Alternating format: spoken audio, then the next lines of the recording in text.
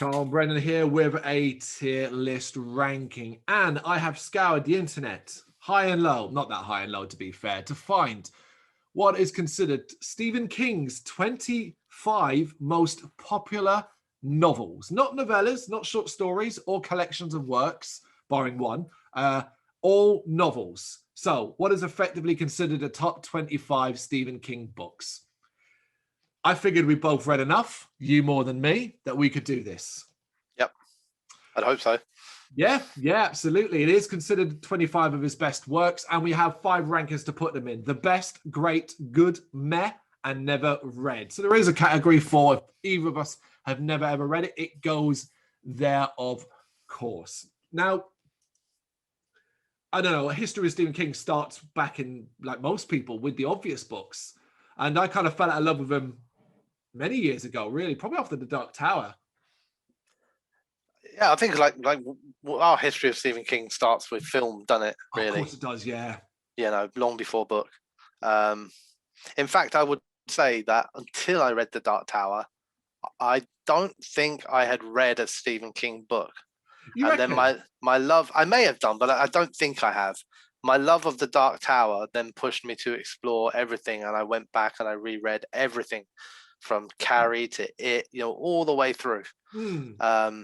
And I am still a big fan today, although he still writes quite regularly. Yeah, he's got a bit of a hard on for detective stuff at the moment.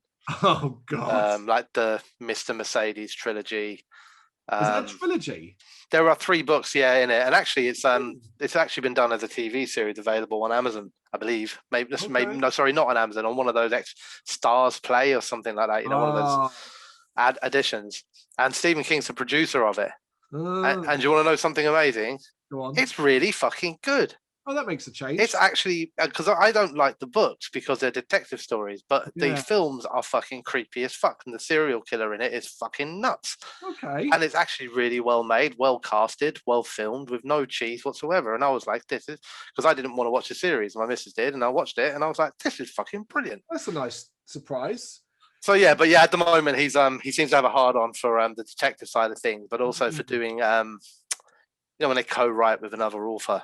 Oh, his son, right? Not. I mean, he has done a couple with both of his sons, actually, Owen and Joe Hillstrom King. But just with other random authors at the moment, so he tends to lend his pen to their genres. Right. So I'm waiting for a full-on proper old school King, you know. Okay. Book. Because he would occasionally, like with Peter Straub and stuff like that. Yeah. He did The Talisman with them. He did Sleeping Beauties with his son Owen. I believe he's written a few kind of like memoirs on writing with his wife Tabitha King. Oh, right. You know, which, and some of that stuff's quite interesting because it's more autobiographical, and actually, you know, as you can imagine, he's lived quite an interesting life. Of course. You know, but yeah, like I said, you know, I'm waiting for that proper, you know, old, you know, because what I'd love is to be honest with you, is a nice short story, old school mangler style. Oh, okay. You know, I don't know, fucking washing machine comes to life and destroys everyone. Do you know what I mean? A nice bit of 80s kind of horror like that. But yeah, I don't know if that time's passed. Well, he's in vogue in a different way these days, as you say, as well, in regards to adaptations of works and stuff like that. It's back in vogue briefly. I don't know how much longer that's going to continue, as the last couple of things seem to have not hit quite the highs that the earlier stuff. No, do you know, like he has I don't know if it's reaching mass appeal or not. That's the thing, because of it's the fact that they're often hidden on Prime or you know, one of these add-on subscriptions Stars Play to get hold of that American stuff in it. You know, that's what it is. But there are a couple of series on that are very popular, and rightly so. One of them being Mr Mercedes, the other one being Castle Rock. Which is not a direct adaptation from a book, but it's just a collection of unique stories set in the area of Castle Rock that deal with a collection of characters that may or may not have appeared in King books. And the second series of that is absolutely fucking phenomenal, and it basically is a prequel, really, to Misery. And you know, it kind of shows the woman long before Misery would have happened. you know, and the problems she's facing, and the fact that she's mental, and the drugs that she's on. And do you remember the actress's name who plays Annie Wilkes? I can't remember. She's getting praised, ain't she, in the Castle Rock series? Can't remember who. Obviously, Kathy Bates in the movie. Yeah, that's interesting. That's exactly what my mind says when you say who played Annie Wilkes. You instantly go, I'm going to tell you right this second. Yeah, honestly, she's kind of getting praised. I remember seeing that. I haven't watched any Castle Rock. My wife was watching a bit of The Stand, but she, like everybody else, got tired of it and stopped watching it. And it seems like everybody, or at least the majority, has not had good things to say about The Stand adaptation. Yeah, it's a pathetic attempt. Although the only thing that's good at it is that Randall Flagg is well cast. Oh, it's one of the Skarsgård. Yeah, that's right. Stars. Yeah. And he is a great Flagg. Yeah. But that show had the opportunity and the budget, it looks like, to really go for it. And they've done some things in there that they should absolutely be ashamed of. And me as a King fan, the fact that they almost completely cut fucking Trash Man out of it. Wow. As in he has like one minor thing at the end where he brings the bomb. Yeah. Yeah, Trash Can Man. I can't remember exactly. Yeah. Massively important character in the story. Just a bit. What it did is it made it. I don't know. It whitewashed it completely. You know, it diluted it down for a mainstream audience. It took out the intelligence of it. It didn't spend any time on building up the layers of character. Which actually, if you read the book The Stand, 70% of that book is learning who these people are, and then it all comes to a very abrupt end. But the majority of The Stand is a learning experience of here's this person, let's learn his journey and how he ended up where he was. And that might be 50 pages worth. Yep. And in here it was like, oh, here's a guy called Larry. Here's a guy called this. Larry's going to be black. This girl's going to be Asian. You know, we're going to make sure we've got all the right caliber of people in here. Anyway, Mother Abigail's played by Whoopi Goldberg, which I'm sure cost a few quid and all. Yeah. And they're all on a journey, and then they're just there. And then Randall's there, and Randall appears every now and then and says something menacing and then goes back. And you're like, he's more than that.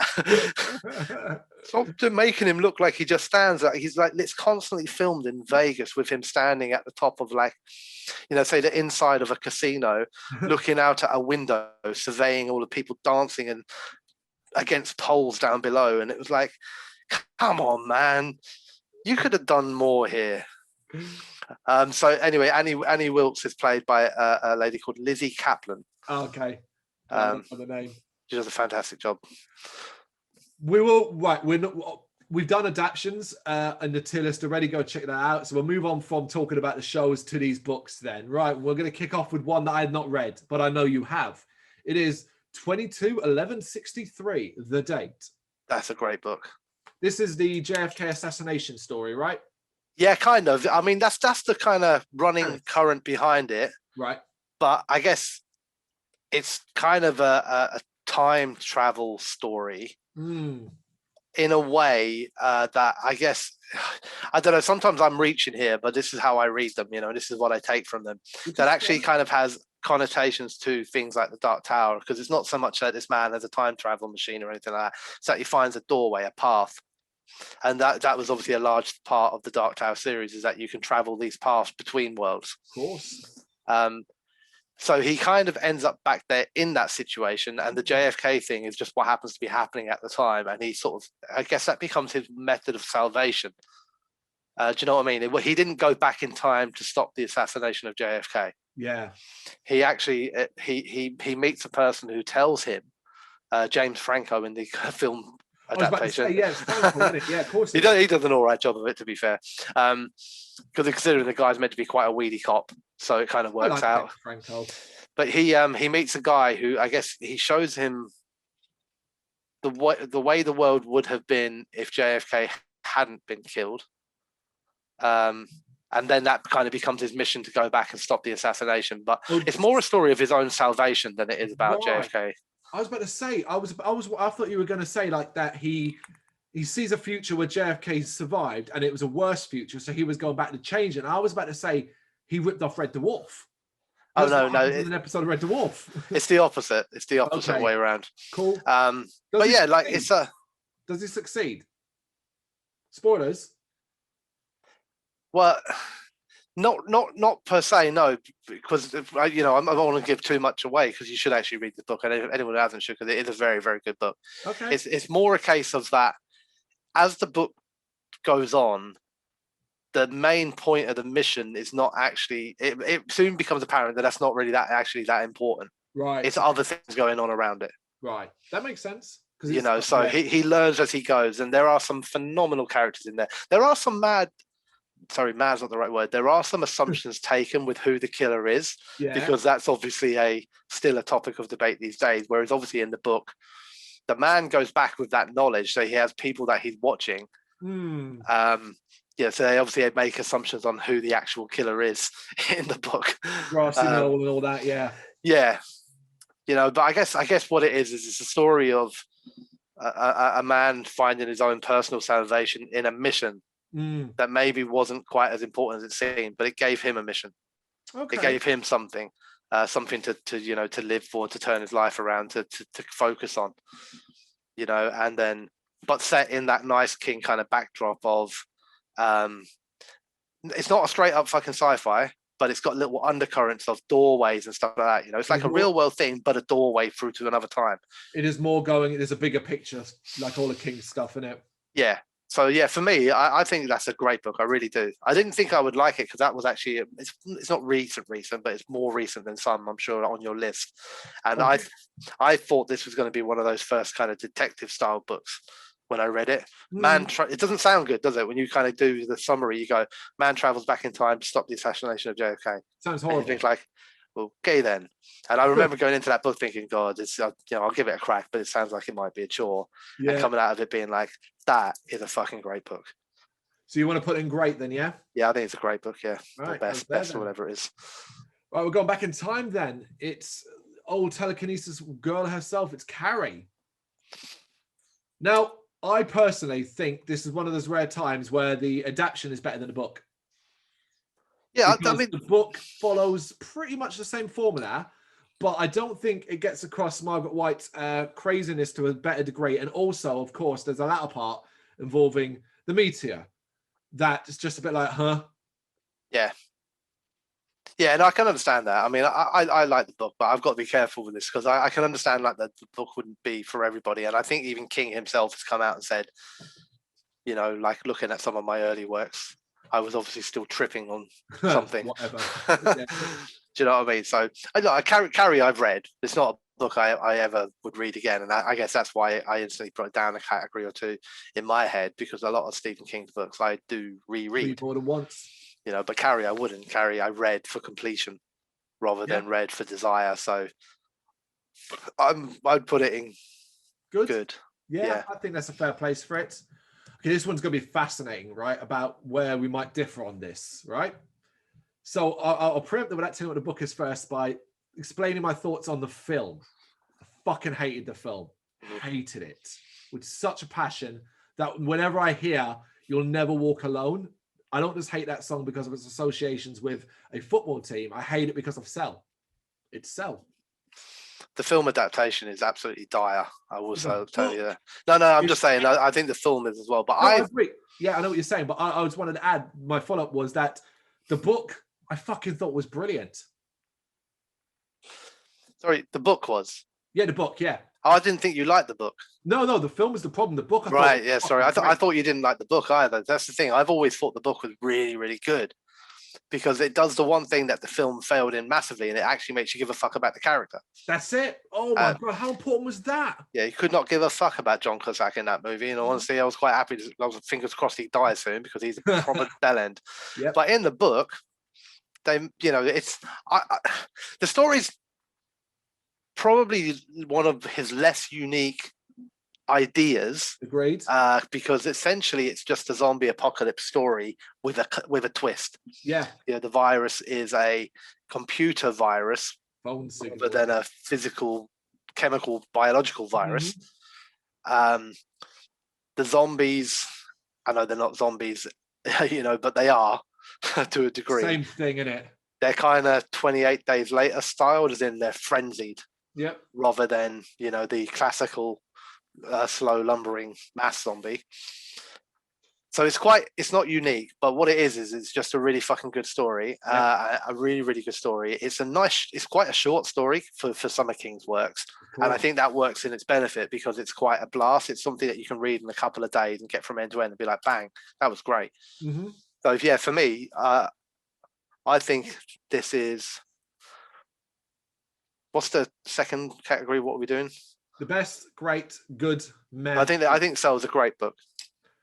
I agree. I also want to touch upon the fact that if you're a Dark Tower fan as well, Cell is littered with references and nods. Yeah.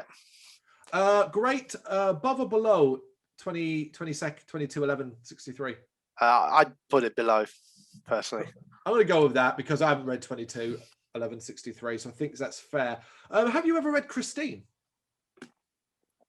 I have indeed. Oh, I have never read it. I've only ever seen the film. So you'll be this one then. Yeah, and right. The first thing, like I like the film. Right, first of all, I'm going to say that I think the film is very, very good for its era. You know, if you watch it now, I would imagine we'd pick holes all over it. But you know, for a point in time, it's a great film. But it is a better book than a film. Yeah. And that is, again, for just the same thing all the time, to be honest. I think King, in a lot of his books, he's got the ability to form characters well, and he dedicates time to them. You know, he dedicates plenty of pages and words to making sure that you're either bought into or you hate or you love or whatever it is, different characters and reasonings behind it. And Christine does that quite well. The car, which was the physical manifestation of everything in the film, is obviously, it is pivotal in the book, but not so much so, you know, it's not just about the car and such as it's about, you know, half the book's dedicated to the people, you know, to the ones getting the car. You know, so that was my question. Like, I was going to say, how does a book about a killer car read? Yeah, you just said, yeah. And it reads the only way it can. That's the truth of it. Because if he had come in with that and then gone from page one, like, you know, haunted car all the way through that, it would have been nonsense.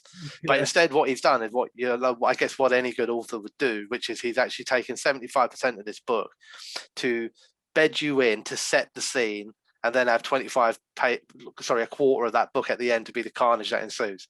Yeah. Because then you care. Because all of that time that you've worked through it, that you're learning about these people and the environment and everything that's happening around it. So then when the car comes into it properly, yeah, there's always hints all the way through it that there's something not right. Don't get me wrong, you know. But when it all kind of kicks off at the end, now you give a fuck, you know. But yeah, no, I think it's where do I put it? I think it's top of good. Above Carrie. It's above Carrie. Okay, it's done. Okay, Cujo. Now, my biggest problem with this book is that I think he gets the ending wrong. I actually think the film made the ending better. So obviously in the book, I mean, well, if you don't know, it's basically a mother and a young child being attacked by a rabid Saint Bernard in and around a car area. There's a lot more development in the book that you get, obviously, than the film. But the film is very focused on the two characters as well, so it does it quite well. Yeah. But obviously in the film, the child survives. In the book, the child actually dies. I think in the book, that's a mistake. I think it's too depressing, even for this story. You're right, it is depressing. But I think that's one of the things I love about King. It's like, I think when you read that book, you know, I read Cujo having already seen the film. Yes. Right. So when I read the book, I expected the child to not die. Oh, okay. I'm not reading the book. I'm reading the book thinking it's an adaptation, and what's going to happen at the end of the film is what happens at the end of the book. Yeah. And when he doesn't die, you're right, it's depressing. You're right, it's sad. You're right, it's a sort of like, there's a little feeling, I guess, of like, God, I've just come all the way through this journey. Yeah. For what they all lost, you know. But I quite like that. I like that depressing end to it. I like the fact that it kind of bucks the trend of a happy ending. Yeah, I mean, he's done it more. He's done that sort of style a lot as well. I mean, I still think it's a good book. I think it's I agree too. I think it's a good book. Bottom of good though. I think after Christine and Carrie. Oh, I think it's better than Carrie. You reckon? Ooh. Yeah. All right, you can have this one then. Yeah, there's one in the middle. Back to. I mean, they're all quite. You know, these three books in good are all quite even. To be honest with you, I don't think there's a big gap between any of the three. And I think you said something earlier on about Carrie that applies to all three books. Christine, Cujo, and Carrie, that you read them once and you're unlikely to ever really go back and read them again. Yeah. Yeah? Yeah, exactly, yeah. Okay, this is one I don't know. I'm hoping you do, because it was one I found listed. Desperation. Yeah, Okay. I do. Have you ever seen the film? I've never even heard of this story. Oh, okay. This is if you're talking about books with Dark Tower connections, Yeah. this is the reason I've read this book. I'm just bringing it up to remind myself who the guy was in the film. Yeah, I couldn't work it out. I couldn't work it out for the life of me what the fuck it was. It was desperation, trying to rack my brains, thinking, oh, maybe we've got it on our shelf, and it's like, nope, it's not there either, and don't know. Fucking desperation. Yeah, it was, so it's that's it. So it's basically like a lunatic sheriff, essentially, in a weird fucking backwater town. Right. Ron Perlman plays the sheriff in the TV really? film of it. Is it called Desperation, the adaptation? Yeah. Oh, okay. It was a television film, though. It was made for TV. When? 2006. The book came out in 96, so it's 10 years later. Jesus. There you go. There's a future review for you to check Yeah. out. But the book itself is quite a short story. It's not a short story per se. It is a novel, but it's like cell kind of length. You know what I mean? It's not like 11/22/63, which is like a fucking encyclopedia. Yeah, we got some. Yeah. It's got a lot of Dark Tower kind of connotations, like, but to the old school, like, because of the whole idea of the sheriff, and think the term like gunslinger is used a lot. And Really? do you know what I mean? It kind of hints at it without ever being like a Dark Tower novel. It's not a great story. It's good. That's the thing. It's good. Yeah, I don't know. I'm trying to think where I put it in good. Yeah, Christine Cujo, Carrie. Let's put it at the bottom of good. I was going to push Carrie down again, but I feel quite bad keep constantly pushing Carrie down because it's not a bad book at all. Move it to May if that's the case. Yeah. Right, we're going to skip this one because it'll come back later on. I think we're better to do it. And we'll jump to another one I haven't read, but people seem to love. Dolores Claiborne. Yeah. I actually haven't read this. I have seen the film. Have I? No, I don't think I have seen the film. I haven't read the book. Cool. That was an easy one. That's easy when it's like that. Okay, one I have read and seen the film version of. It is Dreamcatcher. Now, I actually read the book before I saw the film of this. Right. And the film coloured my view of the book so badly that I remember thinking I'll never ever read a book again. I did actually remember reading it again afterwards. And I mean, the book's good. The book is good. It's got some silly ideas. Yep. It does have some silly ideas, but I like the world building that exists in Dreamcatcher. Plus, of course, his focus on characters. There are some very lovable characters in Dreamcatcher. Something I think the film also failed to properly imagine. Yeah, I think Dreamcatcher is in the top handful of worst adaptations, I think, of a King book. Agreed. I think it's terrible. I'd love to watch it back and see where we put it. Yeah, but I do think I'm not a huge fan of the book. I agree that it's good. I think I read it before I watched the film too, and I think, like you, I decided never to go back to the book, but I think I never did. Oh, okay. So I'm quite tainted here because I'm struggling to picture the book without picturing the film. Yeah, you start thinking of freaking Morgan Freeman and... yeah, that's it. The minute you said it, that's the first picture in my head was Morgan Freeman. I'm like, you know what I mean? So I'm quite tainted on this. I'm happy for it to go in the good, but I don't really know what position to put it in, so I'll let you choose the position. This is the one, isn't it? This is the one I'm going to put it alongside. It can go after Cujo. Yeah. But ahead of Carrie. Okay, cool. Doomakey. Oh, great book. It is a great book, isn't it? That's strong. Yeah, me as well, actually. It was the very first book Stephen King ever wrote that was based in Florida. Pointless fact for you there, everybody. And it threw me completely because that book, like a lot of books, if you try and summarize them, sounds like it should be fucking rubbish. Yeah. Which is high-powered businessman, loses an arm, struggles to deal with that, so gets sent to an island to recuperate, painting pictures on a beach. That's it. And then some ghosts get pissed off about it. Weird shit. And you're like, yeah, that ain't gonna work. But it fucking does. And you know what? And I know we've said this a lot already. And the reason it works is because the first 25% of that book, and it's another big book, it's quite a large read, is dedicated to making us actually know this guy, know his past, know his history, understand why it's, and there's something that happens in that book that will stick to me forever. And it gave me the understanding of this notion of the phantom limb. Yeah. You know, the idea that your arm's not there, but you don't realize it, and you'll have a niche and go to scratch. And I think the book puts that across brilliantly. Because the minute anyone says phantom limb, I think Doohickey. Or anyone talks about being amputated, I think Doohickey. And I think it's, for me, it's a great book. Yeah. And I think this is great. Yeah, I think I'd put it above 11/22/63. Yeah, I'm down with that. I enjoyed it way too much. Yeah. Okay, we're back to one I haven't read, but it's an oldie, Firestarter. I've read it. Okay. Good. Obviously seen the film. I'm sure you have as well. I haven't. You haven't? I can't remember. What's her name? Who was it? Played the kid, famous actress, wasn't it? Yeah, E.T. Yeah. Yeah, I can't remember her name. Yeah, I can't remember her name. I keep trying to say Charlize Theron, but it's not her. No. Who was it? Yeah, but anyway, the book is another short one, and it is Drew Barrymore. There you go. Yeah. And it is another one that's written around the time of the Dark Tower. So it has possibly accidental, or possibly purposely, or possibly not even real, but I find them things in it about the Dark Tower. Yep.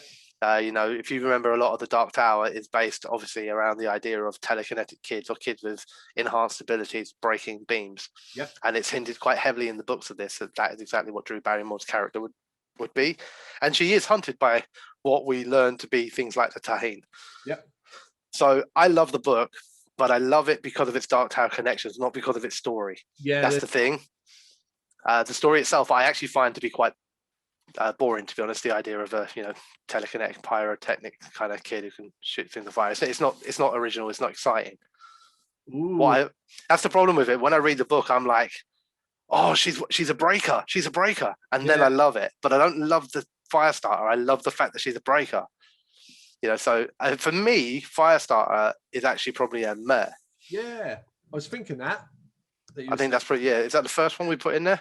Yep. Yeah, there you go. Have that, Drew Barrymore. Another one I haven't read. Sorry about this, people, but Brendan, I knew Brendan had more knowledge on this, so that's why I made sure I chose it. But this is, I think, one people might have read more these days, thanks to a very successful film, Gerald's Game. Yeah, I actually haven't read it. I have seen the film. The film's very, very good, very, very well done. But it doesn't it doesn't appeal. Even watching the film, it doesn't appeal to me to go and read the book. There's a story, right? Yeah. Do you know what I mean? I'm like, oh, that's a really good film, but I don't really want to read a King book, especially with me and my Dark Tower obsession and everything like that. I don't want to read a King book, which is about a geezer kind of losing his mind and tying his wife to the bed. I wonder if maybe one day I will read the book, because the way that the Gerald's Game ends is in the film is much more fantastical than the rest of the film. Right. As in, like, all of some weird things happen at the end of it that you think like, oh, that's odd. And I wonder if the book expands on that more. Well, I got some knowledge on this because I was intrigued about the fuss around it. So I ended up reading, like, not just synopsises, but lots and lots of detail about it, because I was like, I'm never going to watch it because it's not my type of jam. Let me just find out what people have gone on about. And apparently the ending to Gerald's Game is heavily, heavily tied into Dolores Claiborne. Right. So there's apparently a major link there. Okay, there you go. That would have been lost on me completely. Yeah. So yeah, both are never read then. Okay, I think that might actually be the last never read. Looking at what we've got lined up, let us touch upon proper Dark Tower links. It is, of course, Hearts in Atlantis. Good book and good film. Yeah, both. Yeah, Anthony Hopkins in the movie does a good job. But yeah, I love this book. So do I. I absolutely adore this book. I think it's fantastic. And like you said, if you're talking about Dark Tower connections, I mean, it's essentially a Dark Tower book. It is. It very much is. Yeah, it's great. Fantastic. I think actually for me, this would go in the best category. I think this is one of the best. See, no, it can't go in the best because we're coming to stuff that properly deserves it. All right. I can kind of imagine what's coming. So yeah, I would put it in great, but I'd also put it after Doomakey, just because of Hearts Atlantis. Yeah, I'd put it after Doomakey. Yeah, it's fine ahead of 11/22/63. That's okay. There we go. They're kind of on a par, I think. The reason why I was being so fussy about that is because of the next book. To me, this is the best. It is my favorite non-Tower. Well, here's the thing: non-Dark Tower story, but it's so Dark Tower, it might as well be a Dark Tower book. You know what I'm talking about? It is fucking Insomnia. Yeah, this book is. I love doing this with a book. Like, tell me what Insomnia is about. It's about two old people. The old bloke can't sleep because he starts having hallucinations about little doctors cutting balloons off people, and you're just like, what? Yeah, But you're like, but yeah, it's brilliant. It's amazing, and they're like, yeah. But like, this book is phenomenal. I've reread this book a lot, and I always wondered why this was never picked. Apparently, it's quite a Marmite book for people, so it's never, from all the shit that gets converted into a film. A little bit me's glad they didn't, because they'd probably fuck it, to be honest with you. They'd probably destroy it. So much of the Dark Tower stuff out. But this this story is fantastic. Ralph, the character of Ralph in this book, I mean, like, man, do you root for that guy early on? He got the characters perfect. He built the connection between the reader and them perfectly. I love everything about this book. The little doctors are a fucking amazing idea. Like you said, the Dark Tower connections, it is essentially a Dark Tower book. They actually got Roland in the book. Yeah. You know, at the end of it, when the bomb's going off and they talk about the gunslinger rolling over in his bedroll. Yeah. You know, I think the little doctors bring up the fact that the tower is being broken and that there are problems, and you know, yeah. So for me, yeah, absolutely, this goes in the top category. This goes up in the best. There's only one thing I think at the top, and we'll get to it in a bit. It. Now, okay. This is a fucking mission to read. It is. It's not. It's weird actually that because it's actually like a lot shorter, I think, overall than say books like Doomakey. I think Doomakey is longer, but it maybe is a tougher read. I know what you're saying, because it's got a clear, defined villain. From the moment it starts. But the thing I love about it, and the thing that always bothered me about the conversions, was the fact that even though you're right, it has a clear, defined villain all the way through it. You know, the villain doesn't grow in the book. We follow the children, but the villain sort of remains constant. Yes. You know, and it's the children and that become young adults, and that's what grows. And the films took that, and obviously you can't read, but the book kind of, it's still subtle about what the fuck is actually doing this stuff. Yeah. You know, it never really instantly comes in, you know, because the problem when you watch a book is it goes, you can't just be subtle. You got to give something a fucking face. Yes. So within 10 minutes of it, you know, you got clown face looking out of a storm drain. Yeah. Whereas in the book, that suspense is held for longer because you just know that there's bad shit there and bad shit is happening to them. You know, without them going, and here's a big picture of a clown popping out of the book or something like that, you know. Yeah. I like the book. I mean, the book has a few problems with it these days, as in it has some scenes in it. Weird writing, yeah. That, you know, I guess definitely would be deemed unappetizing these days. You know, there's underage stuff going on there. It's a book written of a time. Agreed. I guess, you know, at best. I still think the book is better than every version of TV or film that I've seen of it, though. I agree with you. Yeah, I agree with you. I'd rather... Especially the ending. Yeah, the ending alone, Jesus. The ending of the book is what I want it to be, and I understand why they can't really make that happen in the film and the TV. Well, no, they can. That's the thing, they can. But they chose not to, and like, you know, we know the TV series is just not the way they went with it. You know, the new films do a better job of it, but it's still not the way I picture it in my head. So I think it is a great book, but I think it's the bottom of great. After Cell. I think Cell's a better story. I think I'd rather. If you put them in front of me right now, I'd say you have to read one of them. I'd probably choose Cell. You choose Cell just because it's shorter. Yeah. Okay, here's one that I'm struggling to remember as a book. I know I've read it, but I just think of the movie, and it's Misery. Yeah, I've definitely read it. It's a great film. I will say it's a great film, but this is another one where actually film conversion of a book, I think they did a pretty bad job. Bad job's not the right word. They didn't do as good a job as everyone thinks because the film's so good, you just assume it's on a par with the book, but the book's a lot better. The book's creepier, much creepier. Yeah. And the book is more gory because I'm pretty sure in the book, if I remember correctly, she cuts his foot off. She doesn't smash his legs with a hammer. She cuts his foot off with a fucking saw. You know, so the book kind of, I guess. I don't remember this. Yeah, I think the book takes it up a notch in terms of the horror. And the film is horror, but it's more on the thriller side. Agreed. You know, where there was a bit more of, I guess, of it wouldn't quite be slasher, don't get me wrong, but that kind of horror gore, sort of bloody style in the book. So I think where we're going to put this, because you know, it's top of good above Christine. Yeah, it was top of good. That's fine. It was either going to come in bottom of great or top of good. So okay, Pet Cemetery. Another interesting one where the action was done really, really well. Yeah, so well, so that like I suffer with this a little bit in the same way that I do Dreamcatcher. In that, when you say Pet Cemetery to me, I picture the characters. You know what I mean? I'm picturing the kid that played Gage, and I'm picturing the cop, the creepy not the cop, the creepy neighbor. Sometimes dead us, but all that stuff. Yeah. Yeah, it's a struggle for me as well. I know I've read it because I know I might have gone out of my way to check it out after growing up with the film. Yeah, but I'm struggling with it. So, but let's just stick it in the middle somewhere in it, just so it's safe. Yeah, bottom of good. It can't be bad, can it? There's no. All you got to do is do what the film did, and you're going to be good. So yeah, I vaguely remember it being quite true. Yeah. One I haven't read. Rose Madder. Also not read. Oh, cool. Never read it. Easy. Yep. One we do know. We both read, and it's a fucking epic. And it is all about the guys with the fanged teeth. It is Salem's Lot. Yep. I really fucking like this book. Yeah, I was going to say this is another Insomnia. Not quite to the level of Insomnia, but like this is top end Stephen King stuff. It is top end, yeah.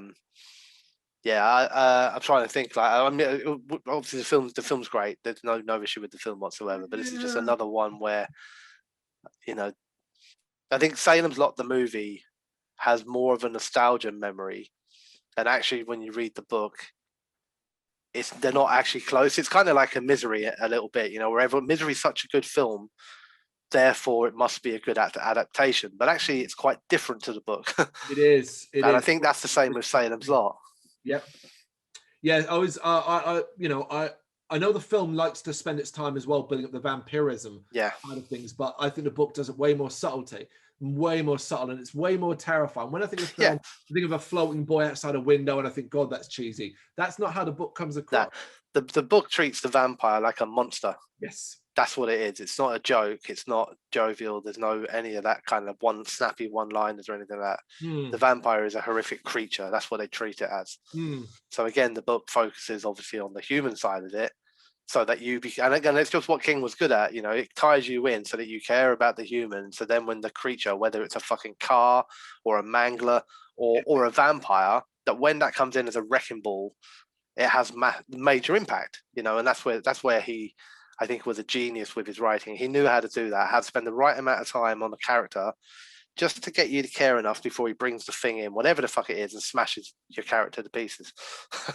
You know, so I don't think it's as good as Insomnia, but I do think it is in that same category. So I would put it below Insomnia. Yeah, I'd put it in the best as well. Yeah. Okay. Shall I do these ones now? Oh, fuck it. Let's do it. It's because I've been leaving this. Right, this is not one book, unsurprisingly. Okay. 7. Well, shall I just say best now for all of That's what I'm saying. It was already kind of decided where this was going. This is a different way. Let's treat this slightly differently, I guess, because we're not doing the series, are we? If you were to say like the whole series, then I would say best. But I can judge the books within the series. No, we're doing them all as one because I didn't. Are we? We're doing the entire saga as one complete story from beginning to end, as it is, so to speak. I didn't want to break them up because I wanted to keep it at 25, and I got a nice picture that had all the books in the same picture. I was like, that'll do. So it is the entire saga. Including the wind through the keyhole. This is everything, yeah? No, unfortunately, that one I did look at that and was like, no, don't be silly, Carl. Leave that one off. This is. I'll start pulling out my versions of the Dark Tower from behind me. It's the Dark Tower, of course, from the Gunslinger all the way up to the very end. Brendan already said it. This is the best. Brendan, I remember back in the day when you kept bugging me about it. Oh, you should read it. It's really, really good. You'll like it. And I'm like, yeah, I don't really like Stephen King. Not really listen to his stuff. Read his stuff. And you're like, oh, but it's not even, and I think you would like, oh, it's not horror and like that. And I'm like, that's not going to help sell it to me. I was trying to think of that. What I was probably saying, like, yeah, it's like a cowboy. He's trying to save a tower. Yeah, you'd be like, oh, it links into so many books. And I'm like, you're not getting the fact that I don't really like Stephen King's works. However, this is one of those where I eventually did relent. And Brendan was 100% right. These are simply stunning pieces of work. But as a spine of Stephen King's career, they obviously have their fans. Don't get me wrong. They have a dedicated and loyal fan base, and a reasonable number of them as well. But they're still criminally underrated when people discuss Stephen King and they go top 10 King films or top 10 King books, or it's rare to see the Dark Tower come up. Yeah, and it's a shame because I think there's much more enjoyment for people to be had out there. Like if you're a fan of King and you haven't read the Dark Tower, just have a crack at it. I don't think anyone who's a fan of King will read The Gunslinger and not go on. The Gunslinger is the toughest read of it. Agreed. And King said that himself. It was written the earliest point. He was at his youngest. It's the shortest, so it's an easy one to get through. That's the one. If that had been a fucking stand, it would have been tough maybe to continue. But I came into it at a weird time. I came into, do you know when the first book I read of the Dark Tower series was Wizard and Glass. Oh, fucking hell. And I remember exactly when I read it, and I remember that it was given to me, and I didn't ask for it, but I was going through some things, and anyway, for whatever reason, I had a book delivered to me, picked up for me from the library, and I was like, just get me some books. And that was the book that came back, and I was like, you haven't fucking asked, what is this? And then I was like, it's not even the first in the series, for Christ's sake. At that point, it was the last in the series because none of the other books had been released at that point. So I was like, oh, for Christ's sake. But I read it, and actually, as an entry point into the series, it was perfect because it's almost like a prequel. I didn't fully understand what was happening with Roland and Jake sitting around a campfire as they tell this story, but I was learning about Susan Delgado. I was learning about Cuthbert and Alain and them as children. So actually, then when I went into the Gunslinger, I kind of went in having had the prequel, and then went in. So the Gunslinger was a breeze to me. Wow. But I could understand, like, if I started it there, I might have been like, I'm not sure this is for me. It's basically just a cowboy story with some mystery dude that he's chasing. And some weird shit involving mutants and things like that. Kid, I adore it, I'm a massive fan of it, but I find it complete genius that, and I don't know if it was fully purposely, but it must have been partially, that all of the books that Stephen King wrote, nearly all, not all, these days it's not so much, but especially during the period of the Dark Tower running, which is a good 20 or 30 years of his life, everything he wrote around that was purposely made to connect in some way. Whether it was another level of the tower, whether it was a creature that maybe came through the spaces between, simple things like there might be a book that has connotations of the number 19. There were books. There's a pre-book before that, actually, which is Roland when he's younger, which is called The Little Sisters of Illyria, which is in a short story in one of his. I can't remember the name of the collection, but it's one of his collections. Might be Everything's Eventual, maybe. And I found, like, what it did is I'd seen it. I'd seen Carrie. Like we all had at a relatively young age, and they were just good horror movies to me. That's all they were. And what the Dark Tower did is it just opened my eyes to a whole new world, that I could watch anything Stephen King, read anything Stephen King, and I could find Roland in it, and I could find 19, and I could find a reference to car maybe. And all of a sudden it was just everywhere. And I remember, I genuinely, right, this happened in Welling High Street, like when I used to live around there. I remember walking I became so obsessed with this stuff. I never really believed it. Don't get me wrong, but I started trying to find it in real life. Right. And I remember my biggest win. There was a kebab shop like in Welling High Street, like kind of not too far away from where the guy was. I don't think it's there anymore. And you remember there's that place there that always had the red door, and I don't think it ever was, but people used to always be, oh, that's like a brothel. Oh yeah. That is a legit brothel. Yeah, and but there was the door next to that, and I don't know what the door next to that ever was. It looked like it went up to like some some flats maybe. Yeah. But for whatever reason, there was a sign on it, and the door next to it was number 19, and the sign underneath it said "Walk-ins welcome." And I walked past that at the same time as I was reading. I'm trying to remember which one that's in. It might be Wolves of the Calla, because I think that's when they go into the caves, and that's when this notion of walk-ins comes in. And I remember I was reading Wolves of the Calla, all about walk-ins. I walked past there, and it was number 19, walk-ins welcome. And I was like, should I go in? Yeah. You know, is this the start of my journey? Oh, that's insane. Yeah, no, it is. But I've taken this on to another level. You know, I'm a collector of sorts of Dark Tower stuff. I actually have a copy behind me of the original Charlie and the Choo Choo kids book. And you can see where the inspiration for that came from. I'm going to grab it and show it to you quickly.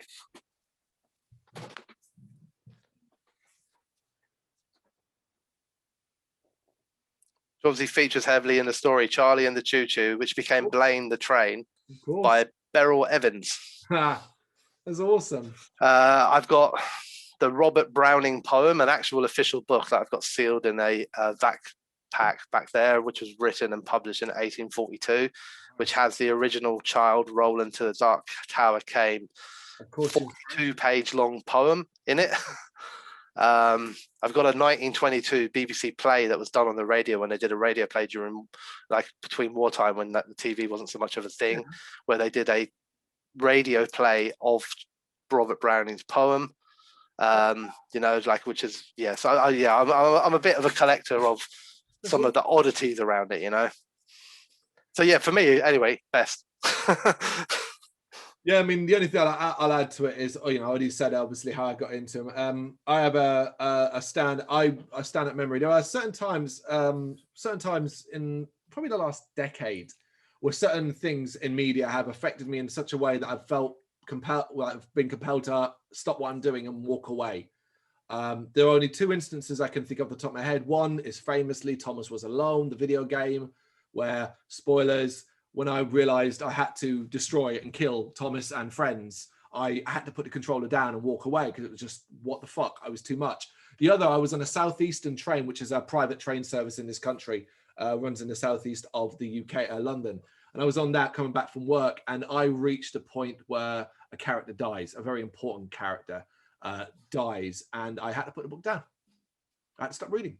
Just couldn't. I was like, nope, can't deal with this right now. Can't continue. Yeah, I can guess who it is, and I feel your pain. In the last book. Yeah. Yeah. But yeah, I mean, best. I've read. How many times have you read Dark Tower end to end? I'd say 4 to 5 times. I'd say 4 or 5 times, beginning to end. Yeah, 11. I've done 11.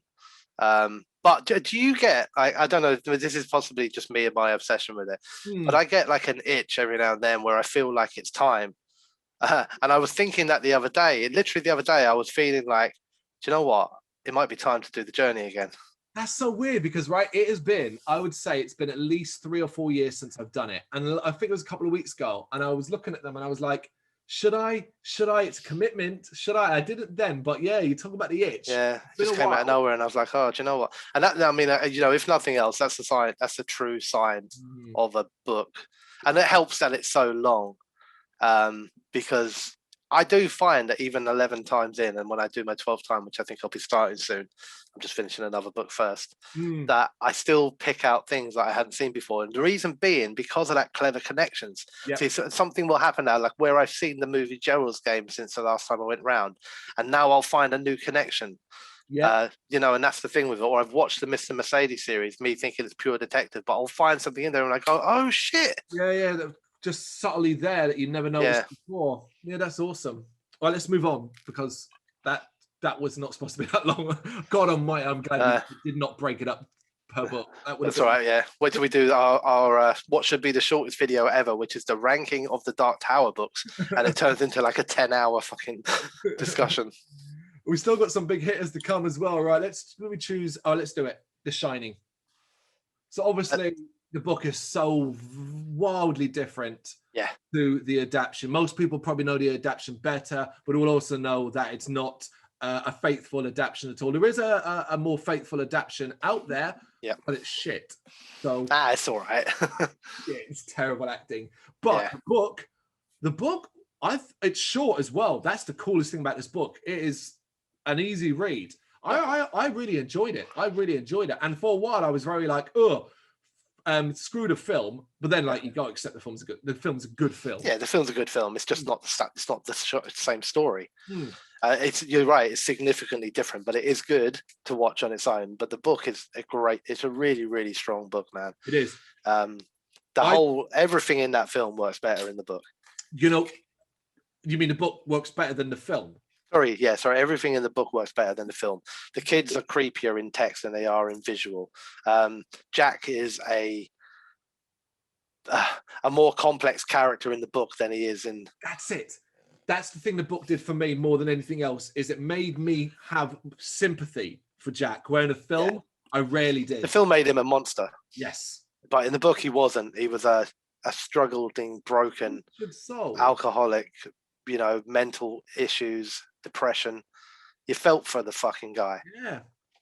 Yeah, I think this goes in great. I think it goes in great as well. Yeah. So let's start at the top. We got Doohickey at the top. I still don't think it's better than Doohickey. Agreed. Hearts and Atlantis. Yeah, I'm happy to put it in there. I think that's okay. Nice. All right, as we've done it, we'll go to its sequel. I've not read the book. I've only seen the film. It is Dr. Sleep. It's a great book. Yeah. But yeah, it's a great book. It is. The film's pretty good in a fun way. But the film does no justice to the book whatsoever. Really? It really doesn't. I mean, it's obviously maybe they just felt we carry on the trend of doing a completely different fucking story for anything Shining related. My understanding was the stuff related to like the Shining in the film was not really in the book. Oh no, there was plenty of it in the book, but it was much more in the book. Right. The thing that they did in the film, I can't remember their names now, but this kind of collection of people that are kind of hunting the Shining. They that's right. So the life force.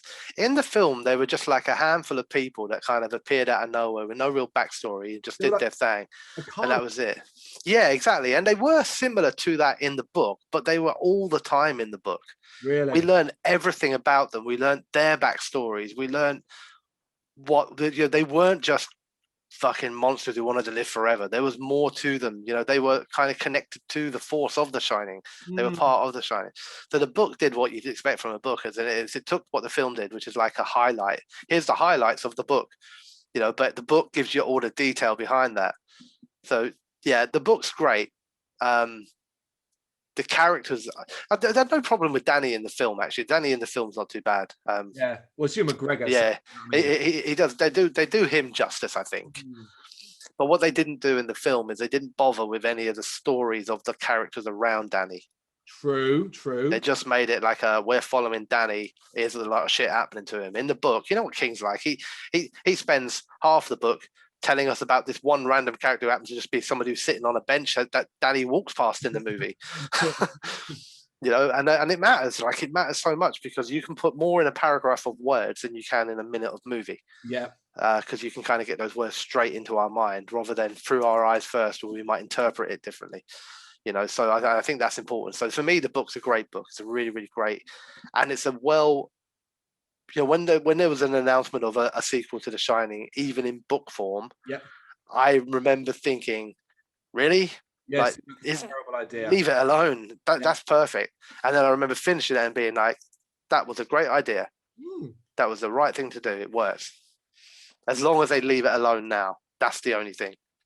If they try to expand on this now and start bringing more people who shine in, and then, we're going to have shiny fights and shiny battles and all that, and it'll end up like Lord of the Rings of Two Towers with shiny people against other shiny people all fighting on a post-apocalyptic fucking landscape. Or just leave it now. It's enough. So I think it's a great book. So at the bottom, Let's start from the bottom this time. Yeah, start from the.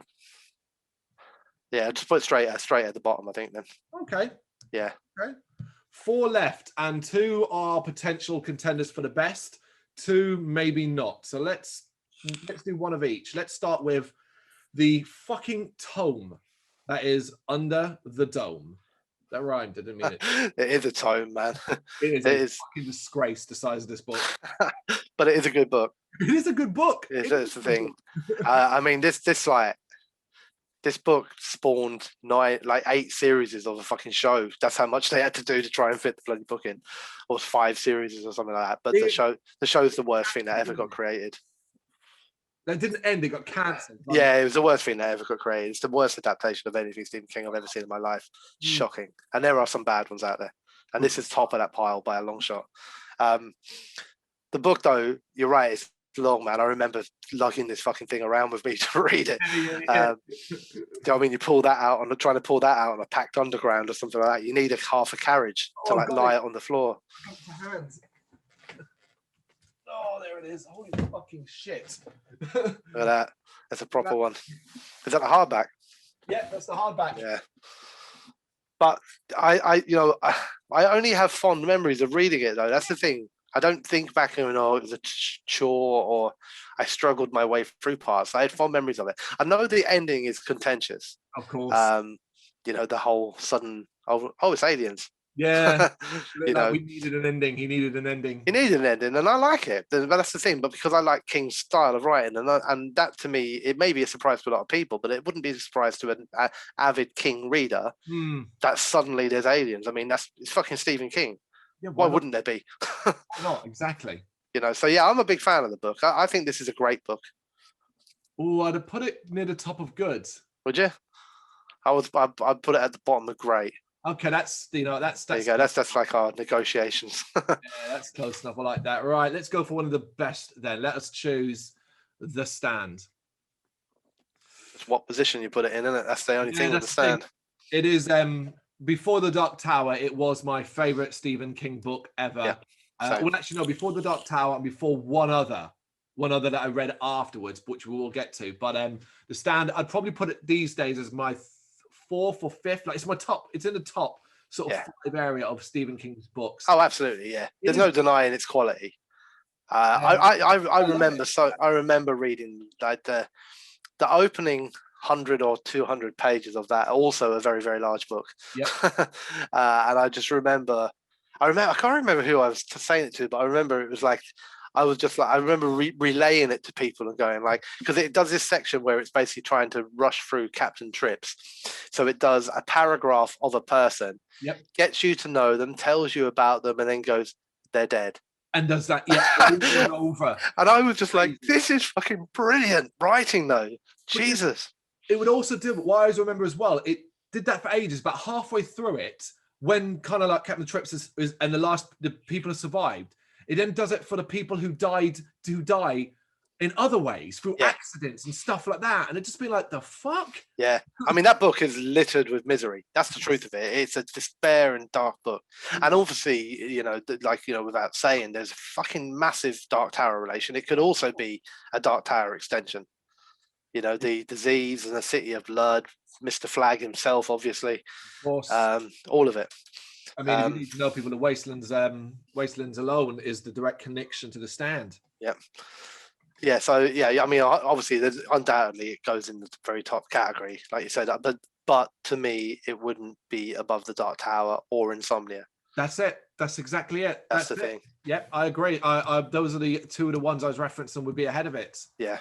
Okay, we've got one more, what I consider one of the best, and let's do the other one first. The Tommyknockers. I've never read it. I hate the TV series so much, it put me off the book forever. Yeah, the TV series sucks in comparison, but the book is a fucking great book. The book is genuinely, it is it's not one of the best. Sorry, that's not true. It's not up there with the likes of The Stand, but it's a lot better than 90% of the stuff that we put in the categories below it. Okay. Because what the Tommyknockers is, and look this shit up, it's a shit conversion. That's the thing. I understand that, yeah. It's a shit conversion. And the fact that it's labeled as a shit conversion basically means that if you really, really like the show, you're going to hate the book. And if you hate the show, it's because they didn't do the book right, and you're probably going to like the book. Remember that damn two-part fucking film was so shit. Yeah, you can imagine already with the book what they do right with the book is they build everything up with a level of suspense that doesn't work in a film. None of this shit that happens in the film all happens from like page one. It's a Stephen King book. It's another big one. It's a large book, and you're going to spend the first 400 or 500 pages just meeting people, learning about them, and watching things slowly happen. Slow changes taking place in the town, people acting differently. I think it's a fantastic story. I really do. I love it. I'm a very, very big fan of it. Where would you put it? I would put it at the top of good. Above Misery? Yes. Okay. Last one then. Now this is where I've been holding this one off because this is basically what I would say is my third favorite King after Insomnia and the Towers. Dead Zone. The Dead Zone. I thought you were going somewhere else there. Through me. Okay. So the Dead Zone is probably my, other than Roland as Sean, Johnny Smith, even though his name is bland as fuck. Yeah. It's probably the character I've cared the most about ever in a Stephen King book. I think it's one of the saddest stories of the character that I'd ever read. I rooted for him non-fucking stop. And the direction it goes in is generally one where I found myself going, what would I do? Like, what the fuck would I do in this situation? Would I pull the trigger? Would I shoot? Would I do this? And it's just like, I can't imagine it. I think it's wonderful. It's beautiful. I think it's probably one of the best character stories he's ever written. Yeah, I don't that much of a horror. No, it's not really. No, it's another quite heavily connected to the Dark Tower one, actually. It is. There's a running theme here. Yeah, there is. I know. I mean, I agree with everything you say. The Dead Zone is a phenomenal book. I hadn't even considered it when you were doing these. I thought for some reason you were going to say The Talisman. No. But yeah, when you said The Dead Zone, I was like, yeah, brilliant book. I agree with you. I think the character, I didn't like because it is all about one character, really. It follows him, and it doesn't really necessarily go like to the levels of other ones where it's always groups of people, or you learn about 100 people. Yep. It's a depressing book. It's a sad book. I agree with you. The only difficulty here is it's position, really, because you put this above the stand. Well, here's the thing. I want to add this point to as well, and this is where it's going to get difficult. Is that like similar to the stand where you talk about you remembering certain things? There's a point in the Dead Zone that has always stuck with me to the point where I remember the script and nature of it, and it's when Johnny Smith is in his coma over a certain period of pages and time, and obviously it's over many, many years. And King decided to describe the effects of what being in a coma will do to the body in relation to the fact that you're not moving. Yeah. And he talked and described muscles and how they retract, and how Johnny Smith started to curl up almost like a baby in the womb, and how that caused him problems, obviously, when he came out of his coma and he had to have surgery, and it still caused him problems with walking and things like that. I've never forgotten that side of it. And it's always like, wow, I'd never ever thought about that. For me, I'd put it above the stand. But here's the thing, they're on the same level. Like, yeah, that's what I was going to say. I don't mind it going above the stand, because I think, again, those top level are just all phenomenal. You know, there's not a lot to choose between them. And it's other than the Dark Tower. 25. Well, you put 5 in the best, so yeah. And only the 5 were the Dark Tower series, Insomnia, Dead Zone, The Stand, and Salem's Lot, which all have heavy Dark Tower links. There you go. It's pretty good. The only one that went in meh was Firestarter, and only 3 that you said you'd never read, which is Gerald's Game, Dolores Claiborne, and Rose Madder. Yeah.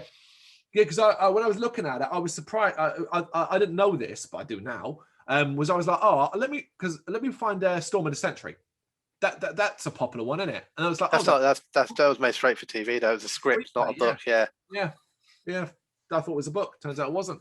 Check my general knowledge on Stephen King. But there you go. You disagree? Let us know in the comments.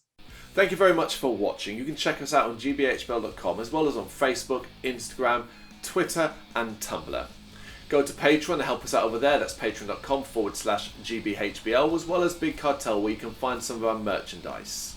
We have a podcast running on SoundCloud and Apple Podcasts. And of course, if you like this video, do us a favour, hit the subscribe button and help the channel grow. Games, horror and heavy metal. What else is life for?